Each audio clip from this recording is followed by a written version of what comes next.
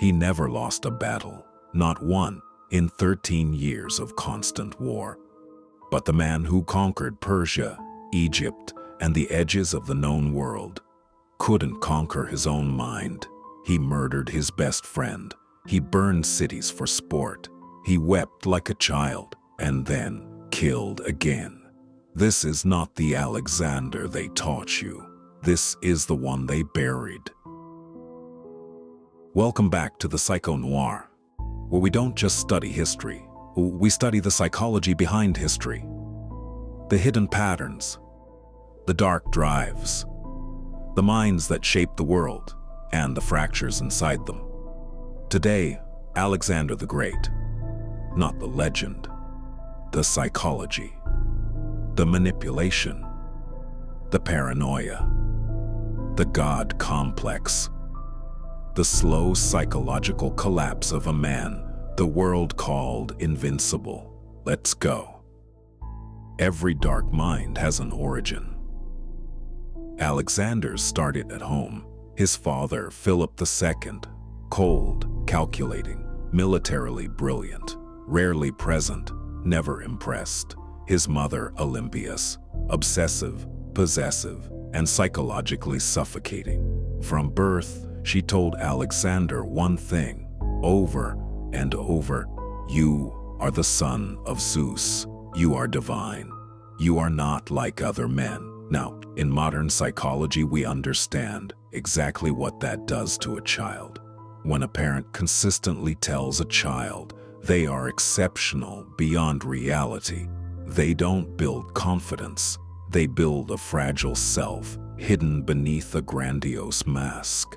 The child grows up needing constant validation, needing to prove, not to others, but to themselves, that the story they were told is actually true. Psychologists call this narcissistic personality structure, and Alexander carried every marker: extreme need for admiration, inability to tolerate criticism, rage responses when his self-image was threatened, and deep underneath, a profound, crushing emptiness.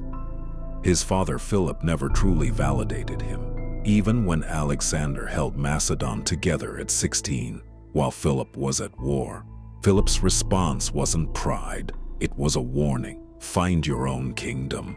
Mine is not enough for you.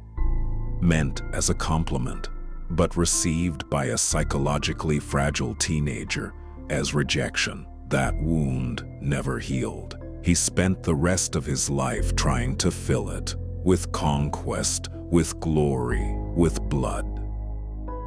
Alexander didn't just conquer lands, he conquered minds. He was a master of psychological manipulation, long before the term even existed. Take his tactic with defeated kings. Most conquerors humiliated them, enslaved them, executed them publicly. Alexander, he'd invite them to dine with him. He'd honor their customs, wear their clothes, speak their language. Was it respect? No. It was calculated psychology. By showing mercy selectively, he created loyalty through confusion. His enemies never knew whether to fight him or worship him. That uncertainty, that is a weapon. He also used fear with terrifying precision. When the city of Thebes rebelled, he didn't just defeat them, he erased them. 30,000 people sold into slavery.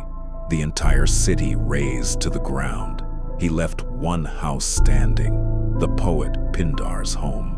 One deliberate act of mercy, surrounded by total annihilation. The message was psychological dynamite. I decide who lives and who dies, and I'll make it poetic. Every king who heard about Thebes had the same thought: don't resist. But here's where Alexander's psychology turns truly dark. The more powerful he became, the more paranoid he grew. He started seeing conspiracies everywhere. His closest general, Philotas, executed on suspicion of treason. His childhood friend Clytus the Black, the man who once saved his life in battle, Alexander killed him with a spear at a dinner party in a drunken rage, and then he wept for days. That cycle, rage, destruction, then crushing guilt, that's not strength. That's the psychology of a man unraveling. Historians and psychologists today speculate Alexander displayed traits of borderline personality disorder, extreme emotional swings, fear of abandonment, unstable self-image masked by supreme confidence. The god complex was a shield, and underneath it, a boy who never felt good enough for his father, a man who could conquer the world, but couldn't conquer himself. Alexander the Great was 32 years old.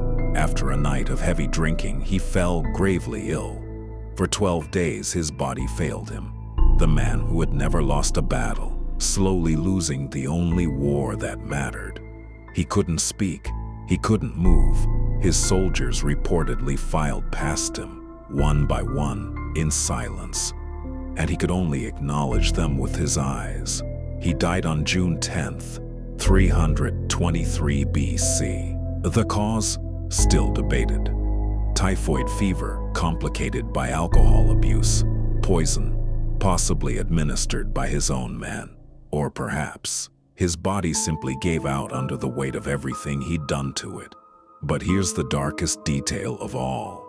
When asked on his deathbed who should inherit his empire, he said just 2 words. 2, the strongest. No name, no plan, no mercy, even in death. Within 40 years, his empire had torn itself apart. The man who built the largest empire the ancient world had ever seen left it to destroy itself. Was that negligence, or was it one final, dark, psychological move, ensuring that even after death, the world would remain in chaos? Alexander the Great was not simply a conqueror. He was a psychological case study in what happens when extraordinary ability meets unresolved childhood wounds, meets unchecked power, meets zero accountability. His genius was real. His darkness was real. And they were never separate things. They were the same thing. That's what we do here at the Psycho Noir.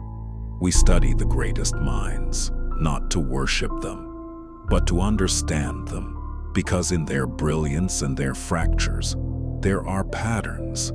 Patterns of power, patterns of self-destruction, patterns we can learn from. If that's the kind of content that makes you think, subscribe to the Psycho Noir. Hit the bell. You won't want to miss what's coming next. And drop a comment right now. Do you think Alexander was a genius, a monster, or something far more complicated than either? I'll see you in the next one.